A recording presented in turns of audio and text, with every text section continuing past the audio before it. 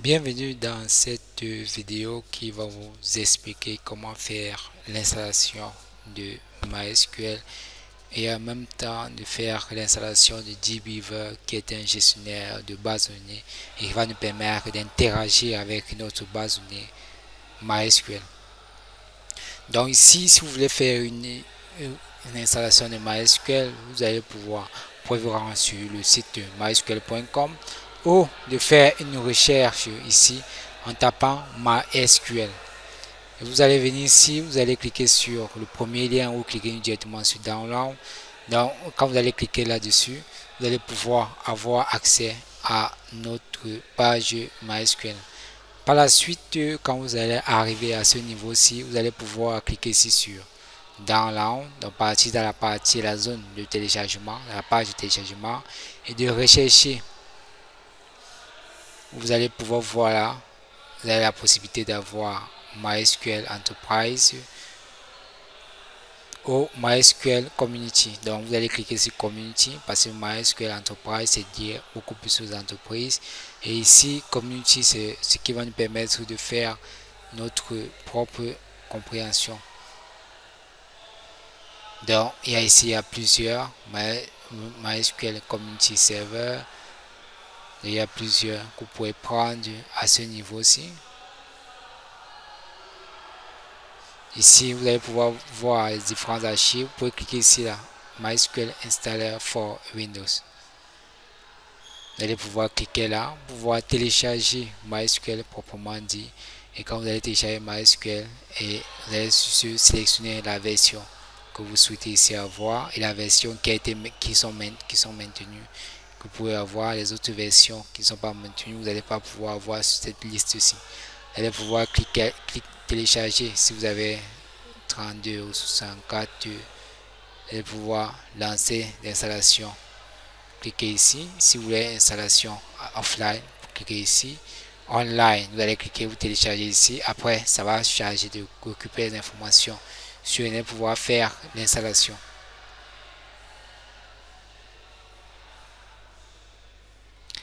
Ok. Maintenant, il y a une autre possibilité d'avoir MySQL. Il s'agit ici de partir chercher. Nous avons un logiciel qui s'appelle le XAMPP qui permet d'avoir tout en un, plusieurs possibilités d'avoir un logiciel. Si vous voulez apprendre en même temps, que ce soit sur, vous voulez apprendre MySQL, vous voulez apprendre PHP, donc vous pouvez utiliser ce logiciel-ci. Et cela rassemble plusieurs, comme vous pouvez le voir là, Apache, MariaDB, PHP, Perl. Et ici, vous pouvez voir que MariaDB, ça peut communiquer comme MySQL. Donc, vous pouvez voir là et interagir avec votre base de données. Vous allez pouvoir, quand vous arrivez à ce niveau-ci, vous allez pouvoir cliquer ici, si vous êtes sur Windows, ici, si vous êtes sur Linux, ici, si vous êtes sur Mac OS. Il va télécharger en fonction de votre environnement que vous souhaiterez travailler. Maintenant, par la suite, je vais vous montrer ici dbeaver, qu'on pourrait la dbeaver, qui va permettre de gérer, d'interagir avec notre base de données. Je vais vous montrer comment faire ça en ligne de commande, mais je vais aussi vous montrer comment interagir avec notre base de données avec dbeaver et voici comment l'interface se présente. Et là, ça vous permet de voir mieux la structure et la hiérarchie de votre base de données. Et ici, on peut voir que ce logiciel est totalement gratuit. Donc, le logiciel que vous présente, c'est totalement gratuit et ça va vous permettre de travailler de manière paisible sans avoir à connaître que vous allez pouvoir payer une certaine somme chaque mois ou bien par an, ou bien payer une licence pour activer votre logiciel. Avec cela, il y a la version gratuite qui est assez facile à utiliser et qui vous permet d'interagir avec plusieurs bases de données.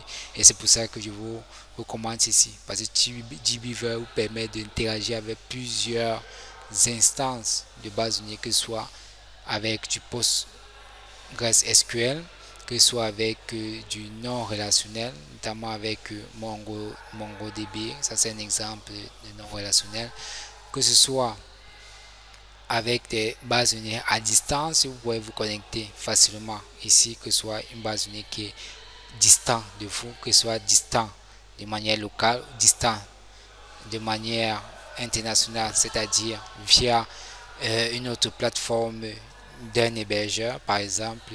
Vous pourrez utiliser ça et ce sera très facile pour vous de pouvoir travailler sans aucun problème.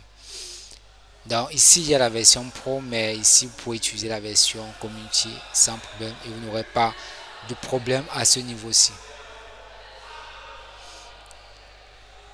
Vous pourrez aussi utiliser MySQL Workbench qui va vous permettre aussi d'interagir avec les bases de données MySQL, mais ça repose spécifiquement sur des bases de données avec MySQL principalement, et ce qui peut être limité dans ce sens-là. Donc vous pourrez faire en sorte d'utiliser plutôt dbeaver si vous voulez toucher plusieurs outils de pouvoir interroger les différentes bases de données. Donc ici, je vais vous montrer en fait l'exemple comment tout cela se présente. Donc ici, pour ZAM, bon, j'ai utilisé ZAM qui est un peu communément un peu comme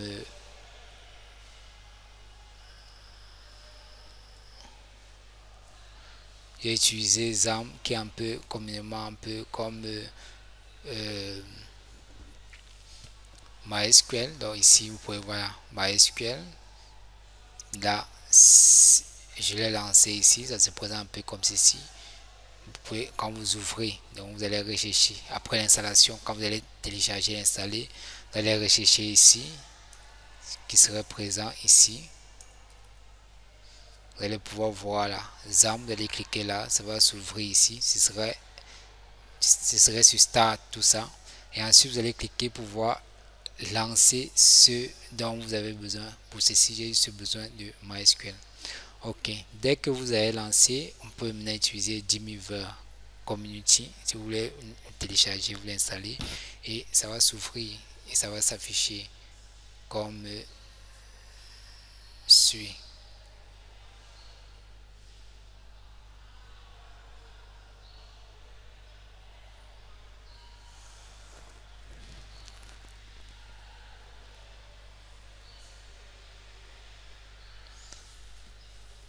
Ça va s'afficher comme suit.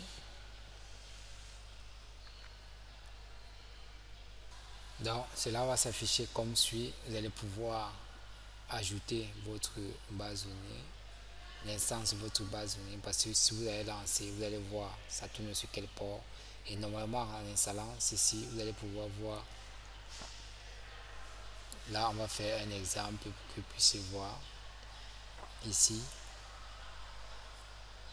Là j'ai dit que je vais ajouter une autre instance de MySQL. Je dis ok, là je suis en local, donc c'est localhost ou le 127.0.0.1.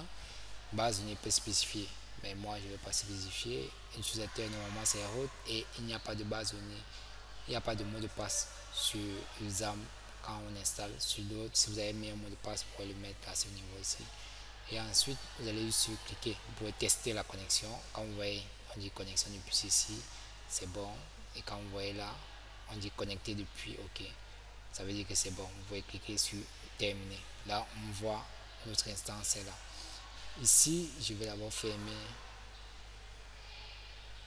Ok, je me déconnecte. Ici je peux me connecter, et là on va voir que je peux avoir plusieurs bases de données à ce niveau-ci. Ce que je vais juste faire, c'est pouvoir créer ma base de données, interagir avec la base de données, mais je ne vais pas montrer à ce niveau-ci. Je vais vous montrer ici et de l'autre côté. Donc là on va partir maintenant proprement dit par la suite sur comment créer les bases de données dans la deuxième, sur d'autres parties. C'est quand on serait dans ce module là que je vais vous présenter comment créer ces différentes bases de données, que ce soit avec l'interface graphique Dreamweaver qui est à peu près la même chose avec MySQL WordPress et avec l'ennemi de commande, comment on va pouvoir le faire.